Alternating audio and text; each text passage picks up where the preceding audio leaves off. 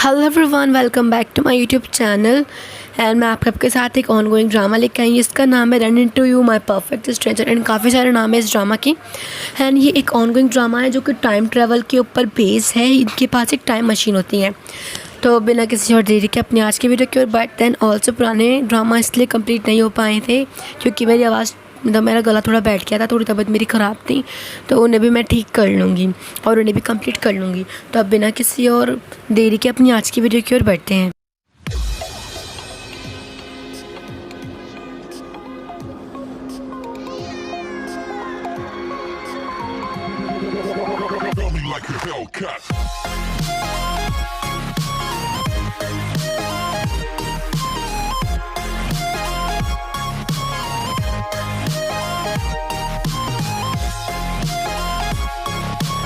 तो कहानी की शुरुआत में हम हमारे हीरो हेजन को देखते हैं, जिसको हम जून बुलाने वाले हैं। जिसको रास्ते में एक कार मिलती है, जिसके अंदर वो जब बैठता है तो उसके अंदर उसे एक ऐसा सिस्टम दिखाई देता है जो कि किसी टाइम मशीन से कम नहीं होता।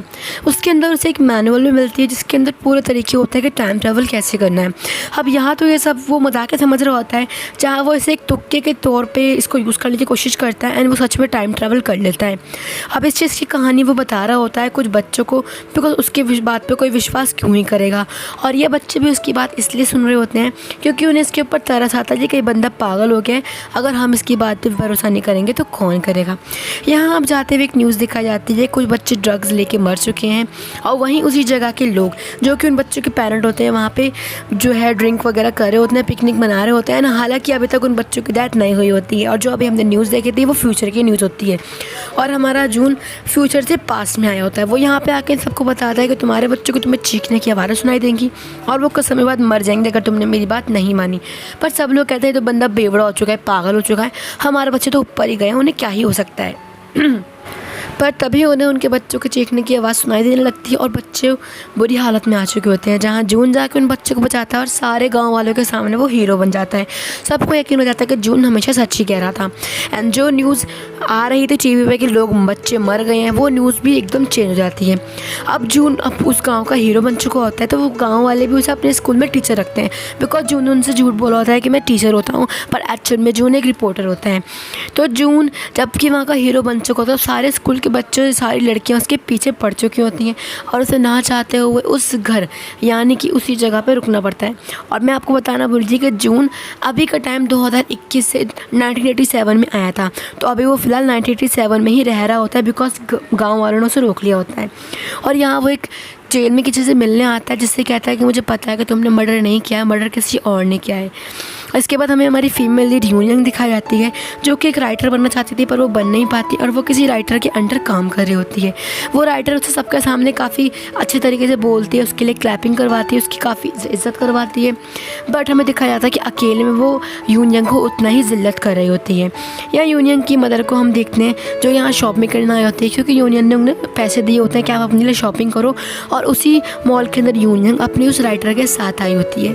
अब यहाँ यूनियन अपनी मदर को देखती है सेल वाले जूते खरीदते हुए और उन्हें धक्का मुक्की खाते हुए, तो उससे काफ़ी बुरा लगता है। वो उन्हें बचाने जाती है पर उसकी मैडम उसे रोक लेती है और फिर उसके बाद वो भी अपनी मॉम को इग्नोर करके वहाँ से भाग जाती है। उसकी मॉम ये देख लेती है कि उसकी बेटी ने उसे देख लिया है, पर तब भी उसकी बेटी उसके पास नहीं आई होती। यहाँ बाहर जाते हुए उसकी मॉम अकेले ही घर जा रही होती है जहाँ यूनियन उनके पास जाती है और कहती है ये तो कभी नहीं सुधरेंगी।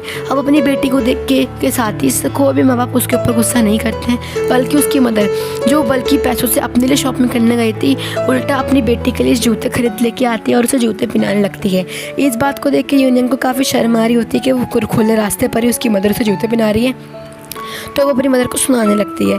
और यहाँ उसकी मदर और उसके बीच में थोड़ी सी बहस हो जाती है और तभी वो दोनों गुस्सा करके एक दूसरे से दूर चले जाते हैं। यूनियन जैसे तैसे करके अपना टाइम पास कर रही होती है। जहाँ वो जब घर जाती है अपनी मॉम को मनाने के लिए तो उसे एक अजीब सा कॉल आता है। अब इस कॉल के तहत फिर इसके बाद हमें नेक्स्ट सीन में दिखाया जाता है एक पुलिस की गाड़ियाँ एक रेल ट्रैक के पास यूनियन की मदर के शूज़ और कुछ लेटर मिले होते हैं, यानी कि उसकी मदर ने सुसाइड कर लिया होता है। अब यह यूनियन अपनी मदर से मिलने के लिए हॉस्पिटल में आती है, तब वो अपने आंसू नहीं रोक पाती। उसे काफ़ी बुरा लगता है कि उसने अपनी मदर के साथ कितना बुरा करा, उसे अपनी मदर के साथ ऐसा नहीं करना चाहिए था और अब इस दुनिया में कौन रह गया उसके सिवा। हालांकि उसके एक डैड भी होते हैं पर उसके डैड किसी काम के नहीं होते हैं। यहाँ पुलिस वाले यूनियन को एक लेटर देते हैं जो कि उसकी मदर की डेथ बॉडी के पास मिला होता है और यहाँ पे वो उसे कहता है तुम अपने फादर को कांटेक्ट करो। जहाँ कांटेक्ट करने में पता लगता है कि उसके पापा बेवड़े होकर कहीं पड़े होते हैं और कोई दुकान की मालिक यूनियन को सुना रही होती है कि तुम्हारे पापा ने मेरा कितना नुकसान कर दिया, जिससे हम समझ पाते हैं कि यूनियन के फादर को अपनी फैमिली की बिल्कुल कुछ चिंता नहीं थी। यहाँ हम जून को देखते हैं जो उसी कैदी को बता रहा होता है कि मुझे ये सब इसलिए पता है क्योंकि मैंने टाइम ट्रैवल किया है, पर उसको बिल्कुल भी बात समझ नहीं आती कि टाइम ट्रैवल कोई कैसे ही कर सकता है। जहाँ यूनियन उसे बताता है कि मेरे कुछ सपने थे और मैं देखना चाहता था टाइम मशीन मिलने के बाद कि क्या मैंने वो सपने अपने पूरे करे कि नहीं फ्यूचर में। तो जैसे ही वो फ्यूचर में जाता है अपने सपने देखने के लिए कि वो आज सक्सेसफुल हुआ है कि नहीं, तो वो नहीं हुआ होता। क्यों? क्योंकि एक तरीके का सीरियल किलर गांव में यानी कि वूजंग जूरी नामक एक गांव में घूम रहा होता है, जिसने खुद जून को भी मार दिया होता है और उसके इल्ज़ाम में ही जो बंदा जेल में था वो जेल में होता है। अब यहाँ जून चाहता था उस बंदे को ज़िंदा पकड़ने के लिए।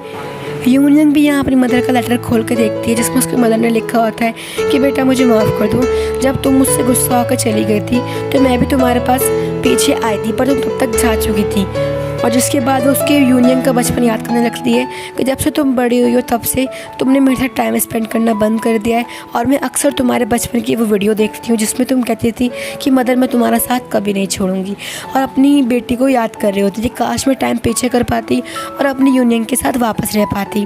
अब अपनी इस मदर की सब चीज़ों को देख के यूनियन को काफ़ी रोना आता है। इतने में वहाँ यूनियन के फादर आते हैं जो कहते हैं यूनियन चलो तुम्हारी मदर को मनाते हैं, तुम्हारी मदर के साथ हम घर चलते हैं।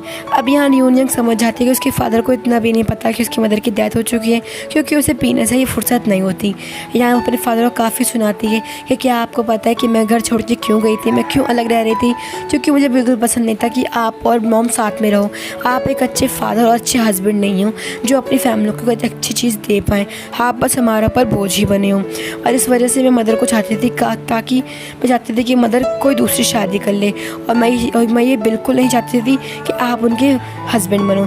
अगर मैं टाइम पीछे कर पाती तो मैं अपनी मदर को बिल्कुल भी आप जैसे इंसान से मिलने नहीं देती और ना ही मुझको अपने आप को पैदा होने देती ताकि वो एक बुरे हस्बैंड और मेरी जैसी बुरी बेटी से छुटकारा पा सके। और अब चीज़ कह के वो रोने लगती है क्योंकि उसे अपनी मदर की काफ़ी ज़्यादा ही याद आ रही होती है। अपनी मदर को याद करते करते यूनियन उनका एक स्कार्फ देखती है जो कि यूनियन की मदर ने यूनियन की सैलरी से खरीदा था जब उसकी फ़र्स्ट सैलरी आई थी, उसकी फ़र्स्ट जॉब लगी थी, और तब उसकी मदर काफ़ी खुश थी। अपनी मदर को याद करते हुए यूनियन वही स्कार्फ अपने गले में पहनती है और जाने लगती है। यहाँ दूसरी तरफ जून भी टाइम ट्रैवल करने के लिए जा रहा होता है जहाँ सडनली टनल में से गुजरने लगती है यूनियन, और जहाँ गलती से कार से यूनियन की टक्कर हो जाती है। वो दोनों ही साथ में 1987 में चले जाते हैं, यानी कि दोनों ही एक साथ टाइम ट्रैवल कर लेते हैं। यहाँ यूनियन की भी आँख खुल जाती है और वो अपने आप को एक अलग ही जगह में पाती है। अब यहाँ हम जून को देखते हैं जिसकी टाइम मशीन कार पूरी तरीके से ठुक चुकी होती है एंड उसके चीथड़े हो चुके होते हैं। यहाँ यूनियन आस पास घूम रही होती है, वो देखती है काफ़ी कुछ बदल गया है, पर उसे कोई फ़र्क नहीं पड़ता, उसे लगता है कोई पुराना शहर होगा। अब यहाँ उसे कुछ लोग रोकते हैं और कहते हैं कि आप हमारे क्लब में आओ, और उसकी एडवर्टाइजमेंट करने लगते हैं। तो यहाँ यूनियन बहुत अजीब चीज़ देखती है कि पोस्टर पर कुछ अजीब चीज़ लिखी हुई है। वो कहता है नहीं तो पोस्टर पर तो कुछ अजीब नहीं लिखा, जहाँ वो कहती है पोस्टर पर 1987 लिखा है और हालांकि टाइम 2021 चल रहा है। जहाँ वो बंदा उसके ऊपर हंसने लगता है। और अभी हम यहाँ यूनियन की मदर के यंगर सेल्फ को देखते हैं जो कि 1987 में होता है। यहाँ यूनियन की मदर की फ्रेंड उसे क्लब में लेके जा रही होती है बिकॉज वो काफ़ी पढ़ाकू होती है और वो चाहती है कि उसकी मदर थोड़े इन्जॉय करे। और यहाँ यूनियन अपना फ़ोन निकाल के जीपीएस चेक करती है कि वो कौन सी जगह आ गई है, पर वह उस टाइम पे फ़ोन अवेलेबल नहीं होता। उस टाइम पे ऐसे फ़ोन मार्केट में होते ही नहीं है, तो नेट क्या ही होता उस मार्केट में, तो उसे कोई भी नेटवर्क नहीं मिलता। यहाँ वो नेटवर्क ढूंढने जा रही होती है जहाँ वो अपनी मदर की फ्रेंड से टकरा जाती है और साथ ही उसे अपनी मदर दिखती है, जिसे देख के वो हक्की बक्की रह जाती है कि मेरी मदर, और उसे देख के अपनी मदर की याद आने लगती है। अपनी मदर के साथ बिताया हुआ टाइम उसे याद आने लगता है। और यहाँ अपनी मदर को देख के उसे मॉम बोलते हुए उसके पीछे जा ही रही होती है कि उसे जून रोकता है और साइड में ले जाकर सब समझाता है कि हम टाइम ट्रैवल करके 1987 में आ गए हैं, पर तुम परेशान मत हो, मैं टाइम ट्रैवल की मशीन ठीक कर लूँगा और हम जल्दी ही 2021 में चले जाएंगे। अब ये चीज़ सुन के यून काफ़ी हैरान होती है और काफ़ी हंसने लगती है।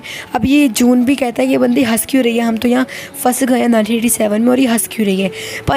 पर हम यूनियन की हंसी समझ पाते हैं बिकॉज यूनियन ने अपने फादर से कहा होता है कि अगर मैं टाइम में पीछे जा पाती तो मैं आपको बिल्कुल भी अपनी मदर से मिलने नहीं देती और अपने आप को पैदा होने से भी रोकती, ताकि मेरी मदर हम दोनों एक बुरे हस्बैंड और बुरी बेटी से बच सकें।